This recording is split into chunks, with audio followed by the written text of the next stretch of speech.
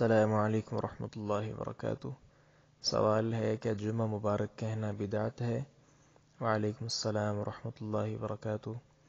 اس میں یہ یاد رکھیں، ایک ہے کسی چیز کا فی نفسی ہی بذات خود مبارک ہونا، اور ایک ہے اس کی آگے مبارکباد دینا۔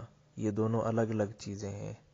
تو جمعہ کا فی نفسی ہی مبارک ہونا کہ وہ برکت والا دن ہے، یہ تو احادیث سے مل جائے گا، لیکن اب اس کی آگے مبارکباد دینا، اس کی کوئی بھی دلیل احادیث میں ہمیں تو معلوم نہیں ہے۔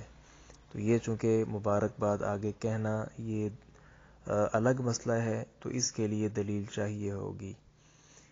اور دوسری بات یہ ہے کہ اگر اس کا عبادات کے ساتھ آپ تعلق کریں گے قائم، تو پھر یہ سادہ سی بات ہے، پھر یہ اس کو آپ بدعت بھی کہہ سکتے ہیں۔ تیسری بات یہ یاد رکھیں کہ یہ ایک محض تکلف ہے۔ ہمارے اسلاف جو ہیں علماء کرام، وہ ان تکلفات سے بہت دور تھے۔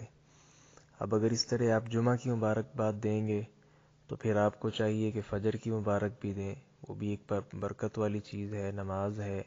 فجر مبارک بھی کہیں، پھر ظہر مبارک کہیں، عصر مبارک، مغرب مبارک، عشاء مبارک، عید مبارک، پھر بڑی مبارکیں سے آگے جو ہے نا وہ نکل جائیں گی۔ تو یہ سراسر ایک تکلف کی کیفیت ہے۔ تو دوبارہ سمجھیں کہ ایک ہے کسی چیز کا بذات خود مبارک ہونا، یہ ساری چیزیں مبارک تو ہیں، لیکن آگے ان کی مبارک دینا یہ الگ امر ہے۔